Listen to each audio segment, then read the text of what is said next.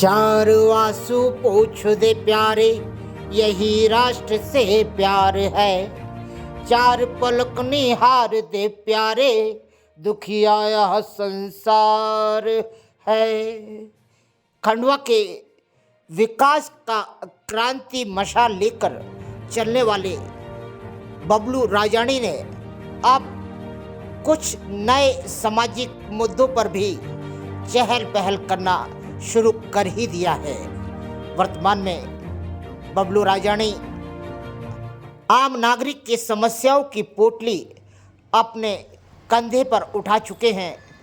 आज जल समस्या को लेकर बबलू राजानी एमआईसी के जल प्रमुख श्री राजेश यादव के घर सुबह ही पहुंच गए, जहां उन्होंने दरवाजा खटखटाते ही जैसे ही मुलाकात की, वैसे ही इस क्रांतिवीर ने प्रश्नों के बौछार लगा दिए। मगर एमआईसी मेंबर राजेश यादव ने क्या जवाब दिया, आप भी सुने। राम राम दोस्तों, आज हम आए एमआईसी सदस्य जल विभाग के अध्यक्ष श्री राजेश जी यादव के द्वारा।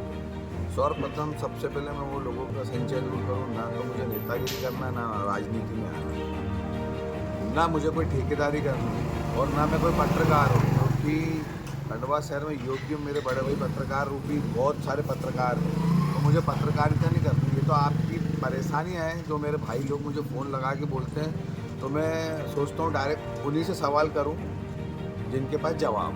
तो हम आए आज हमारे बड़े भैया राजेश यादव जी के द्वार पे। भैया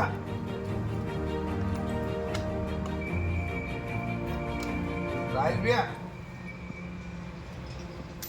नाम है कि एक तरफा क्यों?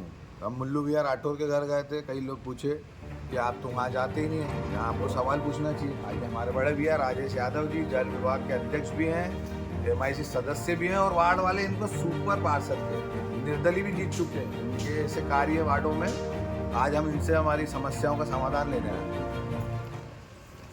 भैया से पहला सवाल हमारा भैया कि दो मिनट नीचे आएंगे ना, आवाज़ नहीं आएगी, तो माइक नहीं लाया जाए। भैया ये दिवाली के पर्व पे कुछ वार्डों में पानी की बहुत समस्या होगी। कई लोगों ने फेसबुक पे लिखा, कईयों ने मुझे फ़ोन लगाया, क्या कारण था? आपके जैसे योग्य आदमी के जल विभाग का अध्यक्ष होने के कारण ऐसी परेशानी आ गई।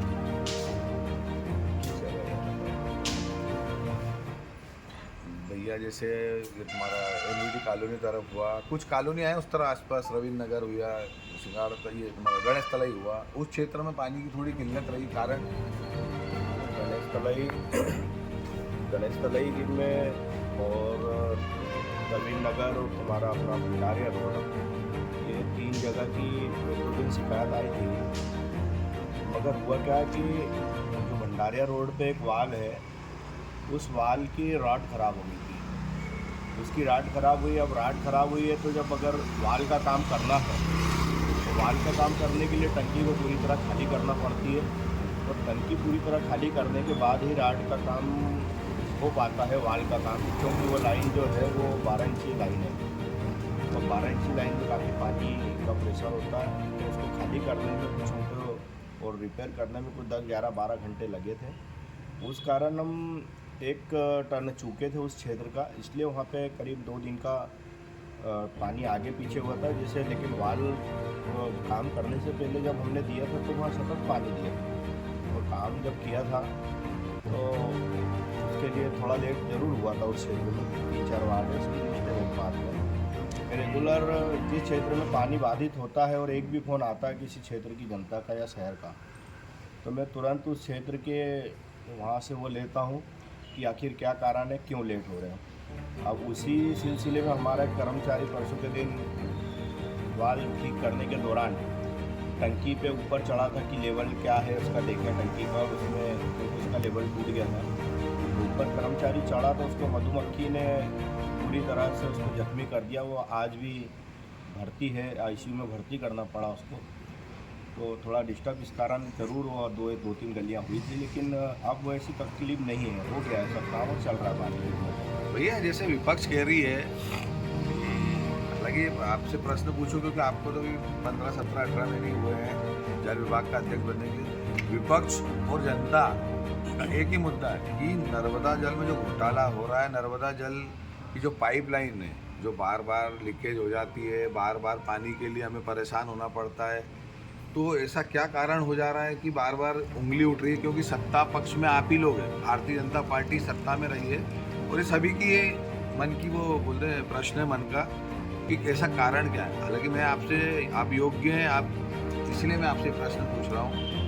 अब आरोप प्रत्यारोप तो सबका काम है, लगाना नहीं लगाना, लेकिन थोड़ा देखिए लाइन फूटना और जो भी समस्या है ये तो जग जाहिर है कि लाइन थोड़ा बहुत फूटती है, लेकिन विगत आप बताएं 1.5 साल में कि ऐसी कौन सी बहुत ज़्यादा खबरें आ गई कि लाइन फूटी, और लाइन फूटने का भी एक कारण है कि खैर टेक्निकल तो उस लाइन में जो भी खामी हो सो होगी, लेकिन असामाजिक तत्वों के द्वारा भी लाइन को नुकसान किया जाता है। क्योंकि अभी देखिए आप, ये फिर से गेहूँ और चने की वो लाइन फूटने की समस्या आप देखें ये 2 ही महीने में होती है। जब गेहूँ चने की बोनी चालू होती है तो 2 से 3 महीने अब तक फसलें होती है, असामाजिक तत्वों द्वारा लाइन को एक छोटा सा लीकेज कर दिया जाता है। वो प्रेशर ज़्यादा अधिक प्रेशर होने के कारण लाइन का प्रेशर वो लीकेज बढ़ जाता है। उससे क्या होता है, हमको जानकारी लेकर अगर वहाँ फिल्टर प्लांट पे जाना और वहाँ से अगर जानकारी मिलती है जो प्रेशर हमारा आ रहा है 1700 के लगभग आता है, यहाँ 1600 KL के लगभग, वो प्रेशर जैसे डाउन होता है तो कर्मचारी को पता चलता है कि प्रेशर डाउन हुआ, उसका पता करते हैं।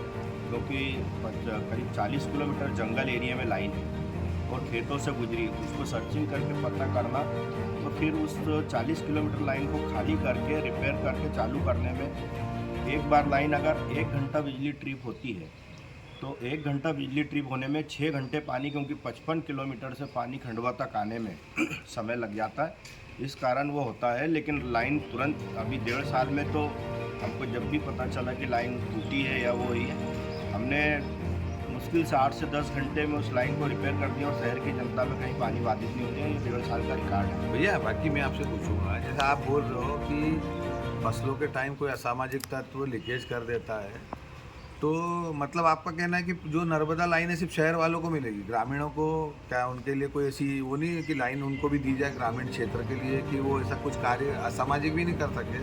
क्योंकि किसी की मजबूरी होती है कि भैया मेरे यहाँ पानी नहीं आ रहा, तो मेरे को मेरे घर में मेरी पानी की व्यवस्था करने के लिए कुछ ना कुछ तो करना पड़ेगा, छल कपट ऐसा भी हो।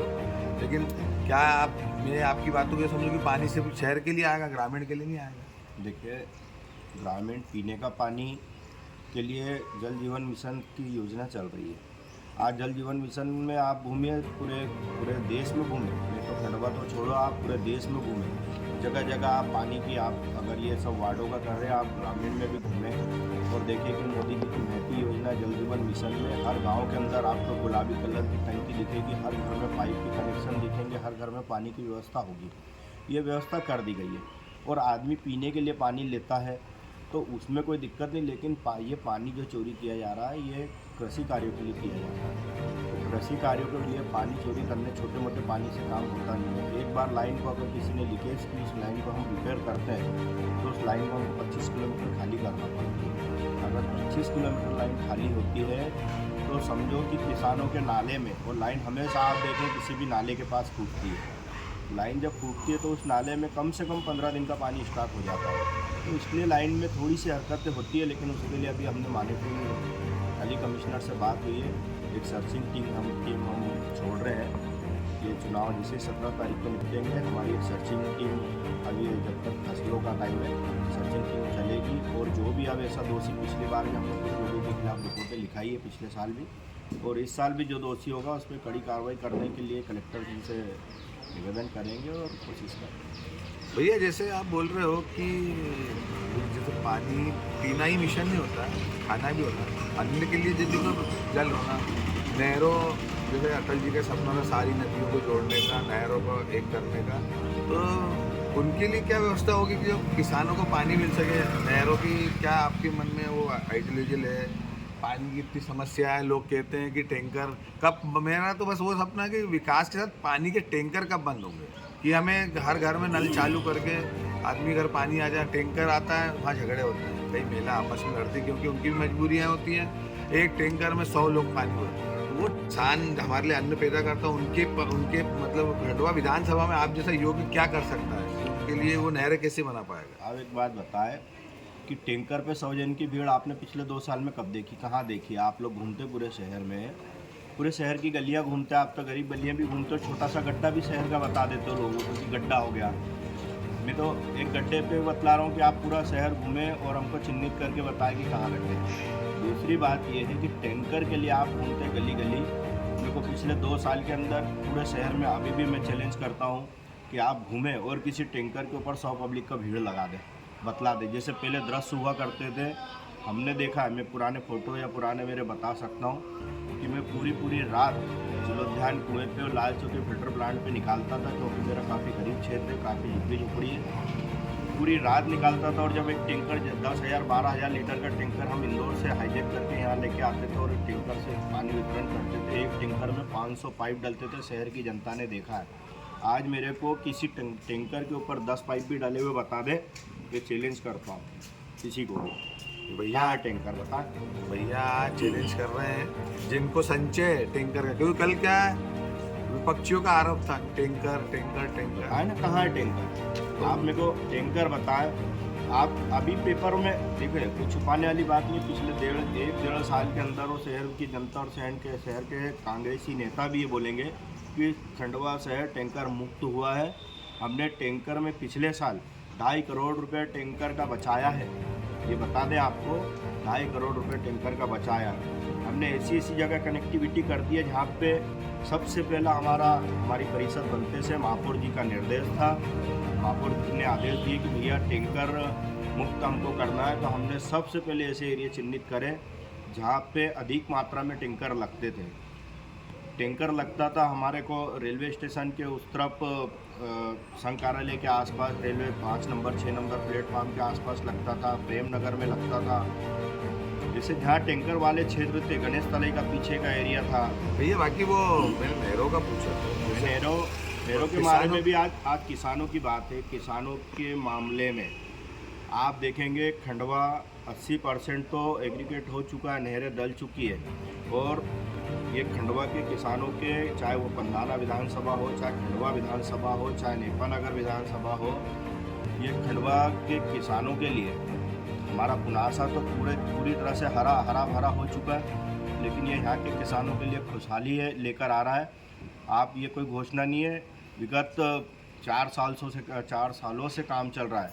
6 गाँव बेल्ट का आप देखेंगे, नर्मदा की लाइन, उद्वन सिंचाई योजना की लाइन यहाँ सूतमिल तक, इंदौर नाके तक आ चुकी है। और मेरी भी खेती है, 25-50 एकड़ ज़मीन मेरी भी है। मैं खुद भी कृषक के रोज़ सुबह खेत जाता हूँ। मेरी भी कभी कोई सोच सकता था कि रोशनाई जैसे जहाँ पहाड़ चट्टान है, जहाँ पे कभी धूल उड़ा करती थी, आज मैंने वहाँ पे 5 एकड़ के अंदर संतरे का बगीचा लगाया, जाम का बगीचा लगाया। डेली खेत जाता हूँ, मेरा 3 एकड़ में प्याज लगा है जहाँ पानी नहीं था, लेकिन क्या है कि उससे स्टोरेज बढ़ा है। और पिछले बार भी हमको पानी मिला और इस बार रबी सीजन में पूरा पानी मिलेगा। जावर उद्वन सिंचाई योजना से पूरा बेल्ट आप देखेंगे, नागचुन गांव के पीछे तक जावर उद्वन सिंचाई योजना चल रही है। आप जाके देखें, जावर से सियाड़ा से अंदर जो बाबा वृक्ष वाला जो रास्ता है, वहाँ पे देखना पाइप का ढेर लगा है। पूरा जावर उद्वन सिंचाई का हर गाँव, हर खेत, हर घर तक पानी पहुँचने का काम, बिजली पहुँचाने का काम हो रहा है। ये किसानों के लिए तो हो रहा है। भैया मैं पूछूंगा कि अपन सुक्ता पे डिपेंड है, कभी नर्मदा जल आ जाता है, तो जो नागचुन, जो हमारा नागचुन जलाशय है, तो क्या वो मछली पालने के लिए नगर निगम ने रखा हुआ है? उसका जल उपयोग क्यों नहीं हो रहा? कई जगहों पे ऐसी शिकायत आ रही है कि उससे भी हम लोग पानी की पूर्ति कर सकते हैं। ने मछली पालने के लिए रखा है। नागचुन तालाब पिछले 3-4 सालों से बंद था। जैसे ही हम परिषद में आए, हमने पूरा नागचुन, क्योंकि मैं इस क्षेत्र में किसानी भी करता हूँ, काफ़ी अच्छा बुरा समय सब देखा है। इन ग्रामीण क्षेत्रों में घूमा हूँ, नागचुन की नहरों के बारे में, नागचुन के कैचमेंट एरिया के बारे में, नागचुन की ज़मीन के बारे में पूरी जानकारी मुझे थी। और यही भरोसा करके मुझे जल विभाग का अध्यक्ष बनाया। जैसे ही मैं बना, पिछली गर्मी के पहले हमने दिसंबर, अक्टूबर, नवंबर से पिछले साल हमने पूरे नागचुन का बारीकी से निरीक्षण किया, नागचुन की नहरों का निरीक्षण किया। और नागचुन को पिछली बार जो पानी वहाँ का, हमारा नागचुन का पानी वहाँ के किसान जो नहर के द्वारा वापस ले जाते थे, कई बार पेपरों में आया बड़े बड़े कि नागचुन की 3,000-2,500 एकड़ ज़मीन पे किसान खेती करते हैं और नागचुन का पानी ले आते हैं। हमने सबसे पहले उस नहर जो वापस नहर से पानी किसान ले आते थे और अपने खेती करते थे। खेती भी उनकी प्राइवेट किसान नहीं है, किसान का हम नुकसान नहीं करना चाहते हैं, लेकिन वो नागचुन तालाब की शासकीय भूमि के ऊपर खेती करते थे और नागचुन से पानी वापस। हमने उस पानी को बंद किया। पिछले साल के फोटो होंगे आप, दिसंबर में 24 दिसंबर के दिन हमने उस नहर के अंदर पूरे अधिकारी गए और शाम को 7 बजे से रात को 12-1 बजे तक हम सब वहीं बैठे और पूरी नहर को बंद किया। और पिछली बार नागचुन को हमने चालू किया, जिससे हमने 10 से 12 वार्डों की सतत पूर्ति की है। और इस वर्ष नागचुन को हमने इस काबिल कर दिया, उसकी नहरों की सफाई करके नहरें सुधार के। पेपरों में आया ये चीज़ मेरे कहने के लिए, अभी बीच में दैनिक भास्कर और सभी पेपरों ने प्रकाशित किया था कि नागचुन अपने लेवल से भर गया। और आज नागचुन का जल स्तर इतना है कि अगर हम चाहें नागचुन से तो 10 वार्डों को इस साल के साथ साथ अगले साल तक पानी पुरा सकते हैं। भैया ये जो नल कनेक्शन घोटाला हुआ और ये जो लोगों के मन में आज भी एक डर है कि पानी के मीटर लग जाएंगे, नहीं लगेंगे, तो उसके बारे में क्या कहेंगे? देखो, पानी के मीटर तो मुख्यमंत्री जी ने घोषणा की कि पानी के मीटर नहीं लगने दूंगा, यानी नहीं लगने दूंगा। और ये मुख्यमंत्री जी का वचन है जो हमारी परिषद निभा रही है मीटर को। देखो, मीटर तो लगा नहीं है आज तक, लेकिन जहाँ तक मेरा सोचना था और हमारी परिषद का सोचना था, अगर मीटर लगता तो लोगों को पानी भी सही समय से मिलता और पर्याप्त मात्रा में मिलता। आज आप देखो, और लोग पानी का मोल समझते हैं। आज आप देखो, पानी खंडवा शहर की गलियों में आप जाके देखें, संजय नगर घूमे दादाजी, अभी आज ही भी अभी हमारे यहाँ पानी का टाइम, देखो रोड के ऊपर यहाँ से वहाँ तक पानी बह रहा है, नालियाँ पूर जाती है। अगर खंडवा में जल संकट है तो क्यों भैया आप बताएं, 3 पुलिया में से पानी इतना भीगे जाता है कि ओवरफ्लो की पुलिया के अंदर से निकल जाता है। तो ये पानी कहाँ से आता है? नहीं, ये तो आता है, लेकिन उन वार्डों में तो नहीं जा रहा है जहाँ पानी पहुँचना चाहिए। आप बोलो ओवरफ्लो हो रहा, कई जगह तो नालियों की भी शिकायत है, लेकिन नाली निकल ही नहीं, पानी ओवरफ्लो जो हो रहा है आपका कहना है। तो हो सकता भी है पूरा पानी संचालित होकर 3 पुलिया पे आता है सारे नालों में। ऐसा नहीं है कि पूरे शहर का पानी 3 पुलिया पे बहता। आप जाओ इंदौर रोड पे, पावर हाउस जो बना है, इंदौर रोड पावर हाउस बना है, उसके पास एक बहुत बड़ा गड्ढा भरा है। ये पानी इंदौर नाका उधर के क्षेत्र का भर के जाता है। आप संजय नगर दादाजी का पानी मंडी के पीछे से जाता है, मंडी की साइड वाली नदी में आप गर्मी के दिनों में भी जाओ, वाला से क्षेत्र पूरा भरा रहता है। आप इधर से जाओ गोलमोल बाबा के, वहाँ पे पानी का पूरा नाला ऐसा पूर बहता है। तो ऐसा नहीं है कि पानी सिर्फ 3 पुलिया में बहता, पर्याप्त तो पानी शहर में मिलता है। मैं तो जनता से एक ही निवेदन करूँगा कि आप अपने घर का पानी भर ले, पानी का मोल समझे, पानी अनमोल है, पानी के लिए घर में टोटी लगा ले, अपने घर का पानी भरा जाए तो पानी की टोटी बंद कर दे, ताकि अगली जगह, कई जगह क्या होता है, जैसे एक दिन बाद का टाइम है, पहले मोटरें आप देखेंगे शहर में, जो भी आज से 5-10 साल पहले आधा लोग बोलते थे आधे की मोटर ली, आज लोगों ने 1-1 HP की मोटरें घर में लगा रखी है पूरे शहर में। नगर निगम कहाँ तक निगरानी करेगा? एक घर में 1-1 HP की मोटर लगी है। जैसे ही नल आता है तो जिनकी क्षमता है वो बड़ी मोटर लगाते हैं, मोटर चालू करते हैं और इतना पानी खींचते हैं कि आगे पहुँचती। जब ये मोटर बंद करते हैं तब आगे पानी जाता है। ये समस्या बनी है भैया। आपकी वचन पत्र था कि हम मतलब पानी जो मतलब तीसरी मंजिल पे भी आपकी टंकी रहेगी तो भरा जाएगी, भरेंगे ना। तो फिर मंजिल पे बिजली क्यों हम खराब करेंगे? सुनो ना, तीसरी मंजिल पे भी पानी पहुँचेगा। देखिए, हमारी जो जो वादा था वो मीटर वाला कि अगर मीटर रहता तो गली वाइज और टाइम से टंकी भरते, गली वाइज देते। उस यानी आदमी को इतना वो होता है कि तू मीटर अगर लेता तो दूर दूर तक ये चलता नहीं और पानी तीसरी मंजिल तक भी पहुंचता, और पहुंचाएंगे। हमारा प्रयास है पानी को पहुंचाएंगे। अभी वर्तमान में आप ही लोग बोल रहे थे कि 100 ये बार पाइपलाइन क्यों लाना है, पेपर वाले बोलते, मीडिया वाले बोलते हैं। उसके अलावा फिर मीडिया तो जागरूक है, लेकिन कुछ कांग्रेसी भी बोलते हैं जिनको कोई ज्ञान नहीं है। अरे ये 141 करोड़ रुपए की योजना शहर में लाने का एक भागीरथी प्रयास भारतीय जनता पार्टी की परिषद ने और भारतीय जनता पार्टी के नेताओं ने किया है। आप देखें, जब नर्मदा जल योजना आई थी तो ये शहर था हमारा 3 किलोमीटर 2.5 किलोमीटर के अंदर एरिया में शहर फैला था। आज वर्तमान में शहर की स्थिति है, आप जाके देख लें। आज से आप सब शहर के जागरूक नागरिक हैं, जो भी देख रहे होंगे वो भी, कि शहर पहले 2.5 किलोमीटर 3 किलोमीटर था और शहर के अंदर गिनी चुनी कॉलोनियाँ हुआ करती, कॉलोनी कल्चर नहीं था। अब खंडवा के अंदर कॉलोनी कल्चर चालू हो गया है। पिछले 8 से 10 सालों के अंदर खंडवा में दूर दूर तक कॉलोनियाँ कट रही है। आज अगर दूर दूर तक कॉलोनी कट रही है तो यहाँ तक पानी पहुँचाने की जिम्मेदारी किसकी है? कॉलोनी, हर कॉलोनी तक पानी पहुँचे, खंडवा में जहाँ तक खंडवा का विकास हो रहा है वहाँ तक विकास पहुँचे, हर कॉलोनी तक पानी पहुँचे, ये जवाबदारी नगर निगम की है और हम उसी को लक्ष्य बनाकर चल रहे हैं। हमारी भारतीय जनता पार्टी उसी को लक्ष्य बना के चल रही है और पानी हम 10 किलोमीटर तक भी कॉलोनियाँ बन रही है तो हमारा पूरा प्रयास है कि हम 10 किलोमीटर तक भी पानी पहुँचाने का इंतजाम हमने कर लिया है। और आप देखेंगे रिकॉर्ड समय में 141 करोड़ की ये जो अभी अमृत योजना हमारी पाइपलाइन की आई है, ये इसका काम होगा और क्वालिटी का होगा, बिना भ्रष्टाचार के होगा और आप देखेंगे शहर में पर्याप्त पानी मिलेगा। भैया अंत में आपसे एक सवाल है, जैसे किसी की समस्या रहती है, आपका ऑफिस टाइम क्या है? आप आपके जल विभाग में आपकी ऑफिस में कब बैठते हैं ताकि कोई समस्या लाए तो मैं उनको ये बोल सकूं कि भैया एक जिसने कभी भ्रष्टाचार नहीं किया है ना उस पर कोई आरोप है, ऐसे व्यक्ति से आप डायरेक्ट मिले तो उनको समय क्या दें? देखो, मेरा मोबाइल कोई भी व्यक्ति लगा ले, किसी कारण से अगर मैं कुछ मेरी दिनचर्या रहती होगी, अगर उसमें कुछ लेट होता हूँ तो मोबाइल नहीं उठा पाया अगर, लेकिन मेरा एक ये है कि मैं किसी का भी अगर मिस कॉल आता है तो मैं तुरंत उसको वापस करता हूँ, भले घंटे 2 घंटे 3 घंटे 4 घंटे बात करूँ। अगर किसी कारण नहीं उठा पाया तो मैं 24 घंटे मोबाइल उठाता हूँ। अगर ऑफिस में बैठे रहेंगे, ऑफिस बना ज़रूर है, मुझे नगर निगम ने ऑफिस भी दिया है, मगर मैं ऑफिस का दरवाज़ा खोलकर कभी आधे घंटे से ज़्यादा बैठा नहीं है। मैं जब भी जल विभाग में जाता हूँ तो गलियों में घूमता हूँ, जब भी जल विभाग में जाता हूँ तो अधिकारियों से पूछता हूँ कहाँ प्रॉब्लम है, उस प्रॉब्लम को देखते ऑफिस में बैठने के लिए मुझे जल समिति नहीं दी गई है, मुझे काम करने के लिए दिया गया है, इसलिए मैं तो आप फ़ोन कर सकते हैं जब करना, और सवेरे 11 बजे 10 बजे तक मेरे घर कभी भी आ सकते हैं, शाम को भी 5-6 बजे के बाद कभी भी आ सकते हैं। सभी जागरूक जनता से मैं कहूँगा, ये हमारे राजेश भैया थे जिन्होंने विभाग से हमारे सवालों के जवाब दिए हैं और अंत में उन्होंने एक चीज़ बोली है, आप इनके पास कभी भी फ़ोन लगा सकते हैं, किसी कारण से अगर ये नहीं उठाए तो उठाएंगे, लेकिन ये जो एक कुछ जैसे बोल रहे फंड लाए हैं, एक 141 करोड़, इसके पहले भी पैसा आता गया। इनका ये कहना है कि ये अंतिम बार था, हम पूरा प्रयास करेंगे हर वार्ड में जल देने का।